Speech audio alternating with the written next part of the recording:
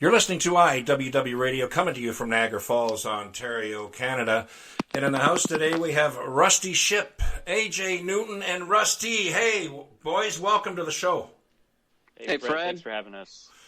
Happy to be here. Great. Tell our listeners a little bit about what's happening. You guys have been obviously not playing, but, getting things together. And tell our listeners what you guys have been up to. Yeah, we've spent a lot of time in 2020 in quarantine writing and composing new material that will be our third upcoming record. And we're really, really excited about these new tunes. Definitely push the envelope on the creativity. And we are about to actually go into the studio here in the next few weeks to start tracking. So we're really pumped about that. Perfect. Russ, what do you have to say? Before I got onto this call, I was literally at my computer recording guitar parts for demos for new songs we're about to record in the professional studio in a few weeks. So I am beyond myself as far as excitement about the new album. I am fresh on the heels of this music because I was literally just working on songs before coming on. So I'm very excited about this, and man, these are, in my opinion, the best Rusty Shipp songs ever made. Well, I've had a listen to them, and yes, in fact, we're going to listen to one right now, Show Me How to Live by Rusty Shipp.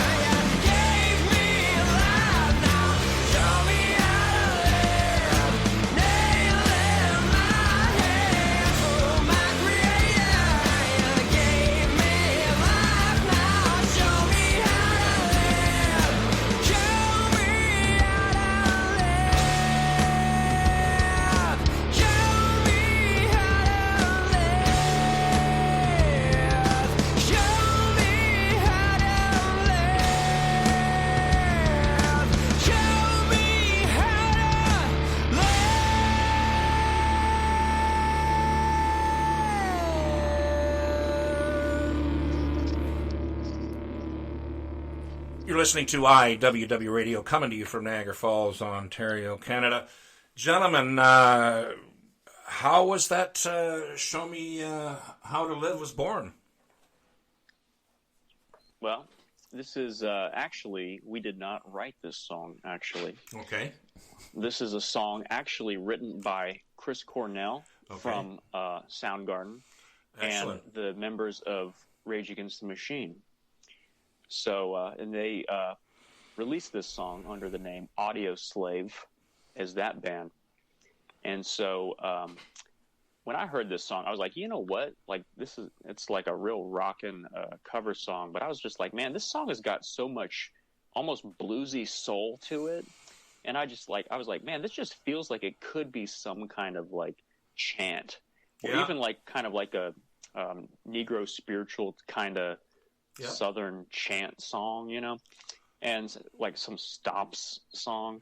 So I was like, let's see what that sounds like. And then especially with the Rusty Ship nautical influence of like the whole sailor, sea shanty, naval submarine guys.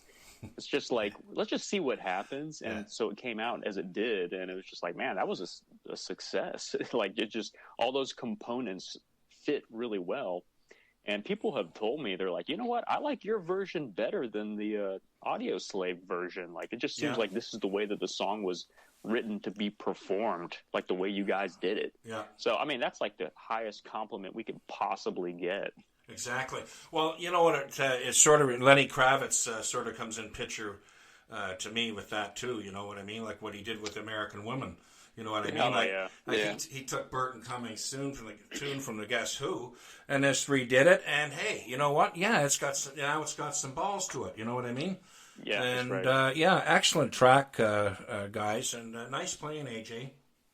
Thank you very much, Fred. I appreciate that. Yeah. Okay, let's move on to the next one. 100 Crosses.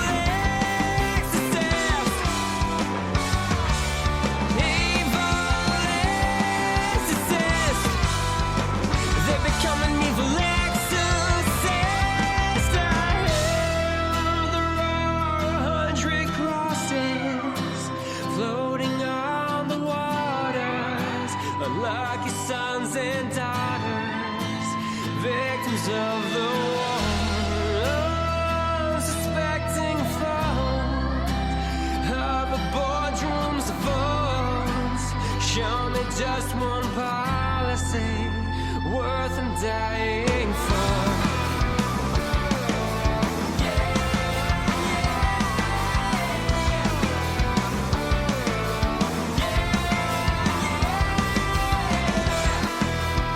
I guess the real question, how do we know war? Is how to make a person not want to use this sword.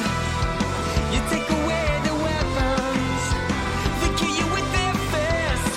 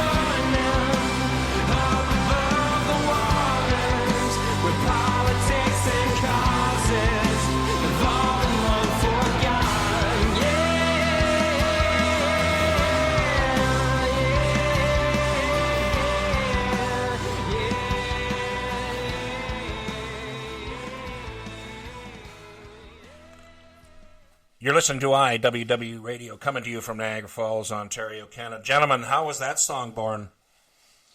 100 Crosses, we were trying to do something different than what we had ever done before. And so this one has got a really distinctly surf rock sound in the beginning, but we were trying to make something that was a little bit more radio friendly, very much emphasis on catchy music.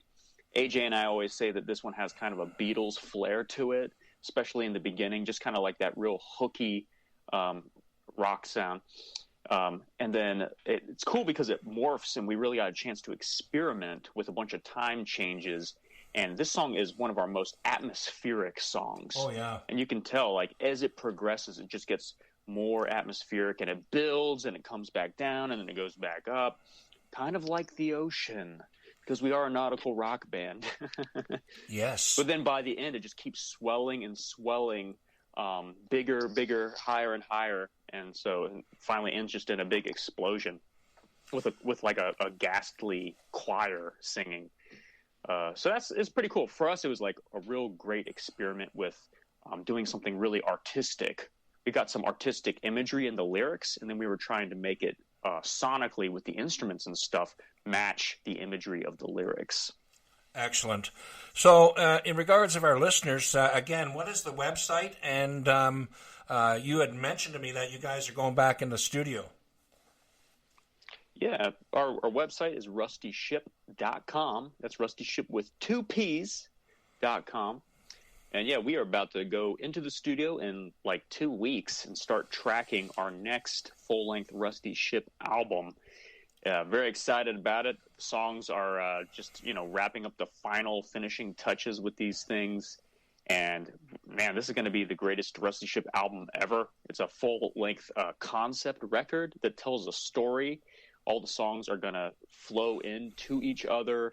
A lot of cool interlude tracks. There's going to be like some kind of narration pieces gluing the story together to keep the listener on. So it's kind of like, we're really excited about it. Everybody is going to love it, I think. Anybody who likes us and our music, it's exactly what any Rusty Ship fan wants. Perfect. Well, gentlemen, I want to thank you for being on today's show again.